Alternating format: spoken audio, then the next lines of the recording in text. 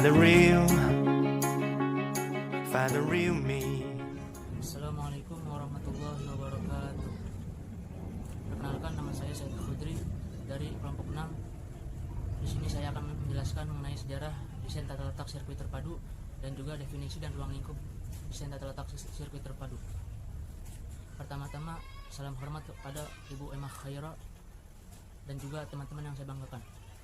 Langsung saja mengenai sejarah desain tata letak sirkuit terpadu atau biasa disebut DTLST. Konvensi internasional pertama tentang desain tata letak sirkuit terpadu muncul pada tahun 1989. Konvensi ini disebut Traktat Washington yang mempunyai nama lengkap Treaty on Intellectual Property in Respect of Integrated Circuits. Melalui traktat ini, desain tata letak sirkuit terpadu mendapatkan perlindungan hukum secara internasional. Traktat Washington juga mengenal pengaturan tentang lisensi wajib dalam rangka mendukung pencapaian tujuan nasional, persaingan bebas, dan penyalahgunaan hak. Definisi dan ruang lingkup DTLST. Sirkuit terpadu pasal 1 angka 1 Undang-Undang DTLST merumuskan definisi sirkuit terpadu sebagai suatu produk dalam bentuk jadi atau setengah jadi, yang di dalamnya terdapat berbagai elemen dan sekurang-kurangnya satu dari elemen tersebut adalah elemen aktif, yang sebagian atau seluruhnya saling berkaitan serta dibentuk secara terpadu di dalam sebuah semikonduktor yang dimaksudkan untuk menghasilkan fungsi elektronik. Ruang lingkup DTLST sebagaimana diatur dalam pasal 8 Undang-Undang Nomor 32 Tahun 2000 adalah memberikan hak eksklusif kepada pemegang hak untuk waktu tertentu, baik melaksanakan sendiri atau memberikan izin kepada pihak lain untuk melaksanakan hak DTLST yang dilindungi. Terima kasih. Assalamualaikum warahmatullahi wabarakatuh. Nama saya Lena Budiani, seorang mahasiswi IAIN Syekh Nur Jati Cirebon, Fakultas Syariah dan Ekonomi Islam dari jurusan Hukum Ekonomi Syariah semester 5. Ini saya akan menjelaskan subjek DTLST. Yang pertama, seseorang atau beberapa orang yang menghasilkan desain tata letak sirkuit terpadu yang kepadanya negara memberikan hak pemanfaatan desain tata letak sirkuit terpadu yang bersangkutan secara eksklusif dalam jangka waktu tertentu 10 tahun dan tidak dapat diperpanjang terhitung sejak DTLST itu untuk pertama kalinya dimanfaatkan secara komersial. Yang kedua, jika pendesain terdiri atas beberapa orang secara bersama, hak DTLST tidak diberikan kepada mereka secara bersama kecuali jika diperjanjikan lain. Yang ketiga, hak DTLST diberikan atas dasar permohonan. Yang keempat, DTLST yang mendapatkan perlindungan adalah yang original, hasil karya mandiri pendesain, bukan tiruan, bukan merupakan sesuatu yang umum, commonplace, tidak bertentangan dengan peraturan perundang-undangan yang berlaku, ketertiban umum dan agama atau kesusilaan. Yang kelima, hak DTLST dapat dialihkan pada pihak lain dan juga lisensikan pada pihak-pihak yang ingin mengambil manfaat daripadanya melalui perjanjian. Selanjutnya, syarat memperoleh hak DTLST. Definisi hak desain tata letak sirkuit terpadu dalam pasal 1 angka 6 Undang-Undang DTLST adalah hak eksklusif yang diberikan oleh negara Republik Indonesia kepada desain atas hasil kreasinya untuk selama waktu tertentu melaksanakan sendiri atau memberikan persetujuan kepada pihak lain untuk melaksanakan hak tersebut. Negara memberikan perlindungan hukum sebagai hak milik pribadi kepada pendesain yang dapat menggunakan haknya untuk memperoleh keuntungan ekonomi selama masa tertentu. Pihak lain yang tidak berhak tidak memperoleh perlindungan hukum dari negara sehingga tidak dibenarkan melanggar hak pemegang haknya. Apabila dilanggar, juga pelanggarannya dapat dikenakan sanksi hukum baik perdata maupun pidana sebagaimana diatur dalam Undang-Undang DTLST.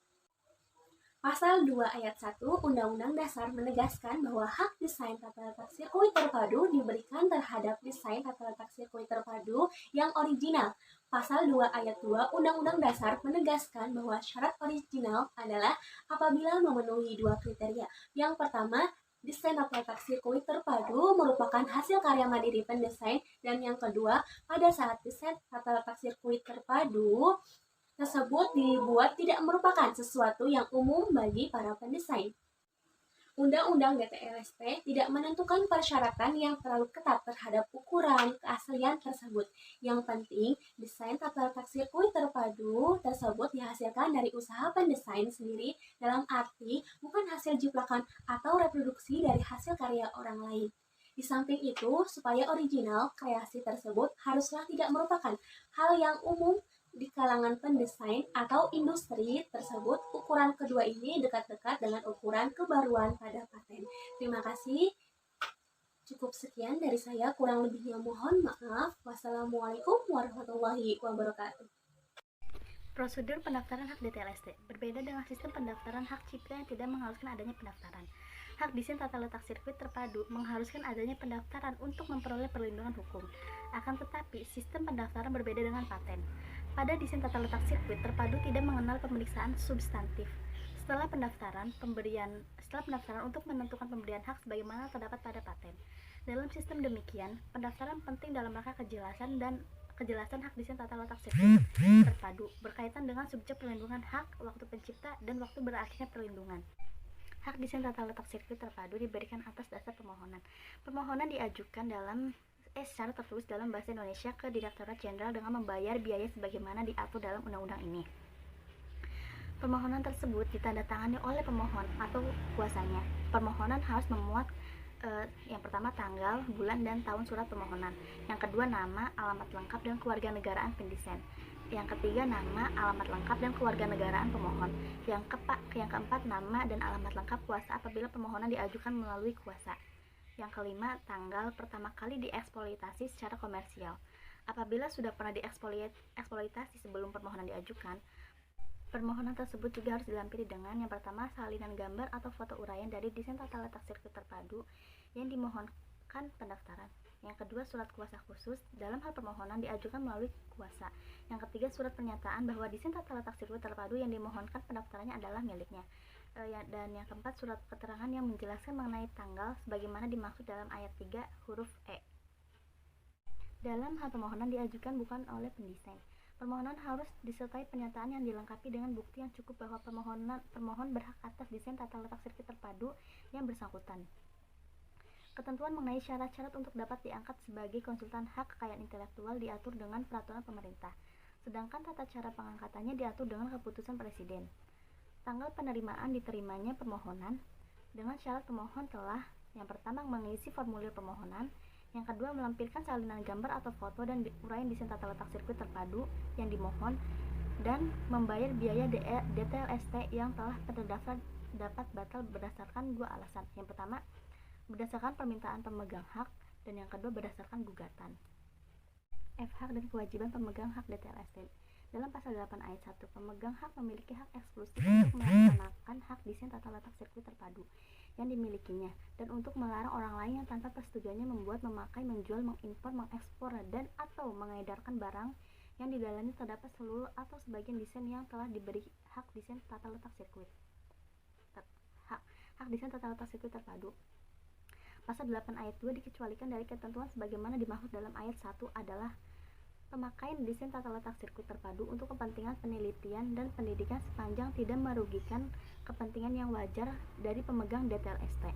Pemegang hak atau penerima lisensi desain tata letak sirkuit terpadu dapat menggugat siapapun yang dengan sengaja melakukan perbuatan sebagaimana dimaksud dalam pasal 8 berupa ganti rugi dan atau penghentian semua perbuatan sebagaimana dimaksud dalam pasal 8. Kemudian gugatan tersebut dapat diajukan ke pengadilan niaga. Untuk materi selanjutnya ada pengalihan hak desain tata sirkuit terpadu. Nah, hak ini dapat beralih atau dialihkan dengan cara yang pertama pewarisan, kedua hibah, ketiga wasiat, keempat perjanjian tertulis atau sebab-sebab lain yang dibenarkan oleh peraturan perundang-undangan. Pengalihan hak desain tata letak sirkuit terpadu disertai dengan dokumen tentang pengalihan hak itu sendiri.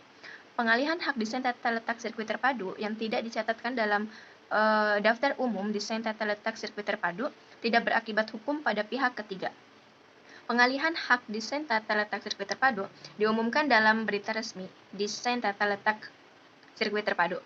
Pengalihan hak desain tata letak sirkuit terpadu tidak menghilangkan hak pendesain untuk tetap dicantumkan nama dan identitasnya, baik dalam sertifikat desain tata letak sirkuit terpadu, berita resmi desain tata letak sirkuit terpadu, maupun dalam daftar umum desain tata letak sirkuit terpadu.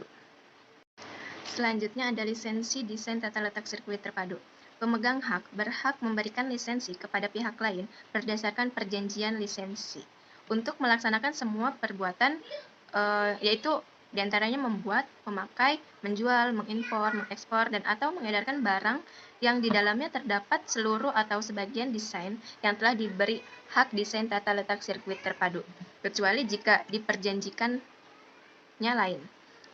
Dengan tidak mengurangi ketentuan tersebut, pemegang hak tetap dapat melaksanakan sendiri atau memberi lisensi kepada pihak ketiga untuk melaksanakan perbuatan sebagaimana yang tadi telah disebutkan, kecuali jika diperjanjikannya itu lain. Perjanjian lisensi wajib dicatat perjanjian lisensi wajib dicatat dalam daftar umum desain tata letak sirkuit terpadu pada Direktorat Jenderal dengan dikenakan biaya sebagaimana diatur dalam undang-undang tersebut. Yang wajib dicatatkan adalah perjanjian lisensi itu sendiri dalam bentuk yang disepakati oleh para pihak, termasuk isi perjanjian lisensi tersebut, sebagaimana dimaksud dalam ketentuan undang-undang ini. Perjanjian lisensi yang tidak dicatatkan dalam daftar umum desain tata letak sirkuit terpadu tidak berlaku terhadap pihak ketiga. Perjanjian lisensi diumumkan dalam berita resmi desain tata letak sirkuit terpadu. Perjanjian lisensi dilarang memuat ketentuan yang dapat menimbulkan akibat yang merugikan bagi perekonomian Indonesia atau membuat ketentuan yang mengakibatkan persaingan usaha tidak sehat sebagaimana diatur dalam peraturan perundang-undangan yang berlaku.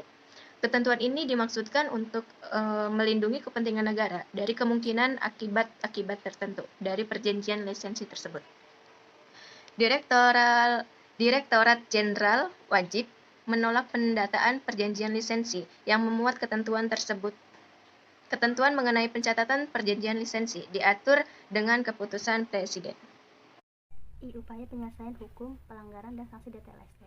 Pelanggaran desain tata letak sirkuit terpadu selain dapat digugat secara perdata, juga tidak menutup kemungkinan untuk digugat secara pidana. Yang pertama, pengadilan arbitrase. Hak atau penerima lisensi desain tata letak sirkuit terpadu dapat menggugat siapapun yang dengan sengaja dan tanpa hak melakukan perbuatan berupa. Yang pertama, gugatan ganti rugi dan atau penghentian semua perbuatan. Gugatan tersebut sebagaimana diajukan ke pengadilan niaga. Ada dua hal pokok yang harus dicermati terhadap putusan arbitrase asing, yaitu yang pertama, pengertian atau definisi putusan arbitrase asing, yaitu setiap putusan arbitrase yang diambil di luar wilayah Republik Indonesia. Putusan tersebut meliputi putusan yang diambil oleh arbitrage institutional award made by permanent bodies. Yang kedua, asas resiprositas, yaitu asas pengakuan atau ketersediaan melaksanakan eksekusi atas putusan arbitrase asing. Ada beberapa keuntungan yang diperoleh jika penyelesaian sengketa itu menempuh jalur arbitrase, yaitu yang pertama, dijamin kerahasiaan sengketa para pihak. Yang kedua, dapat dihindari kelambatan yang diakibatkan karena hal prosedural dan administratif. Yang ketiga, para pihak dapat memilih arbiter yang menurut keyakinannya mempunyai pengetahuan, pengalaman, serta latar belakang yang cukup mengenai masalah yang disengketakan, jujur dan adil. Keempat, para pihak dapat menentukan pilihan untuk menyelesaikan masalah serta proses dan tempat penyelenggaraan arbitrase. Dan yang terakhir yaitu putusan arbiter merupakan putusan yang mengikat para pihak dan langsung dapat dilaksanakan.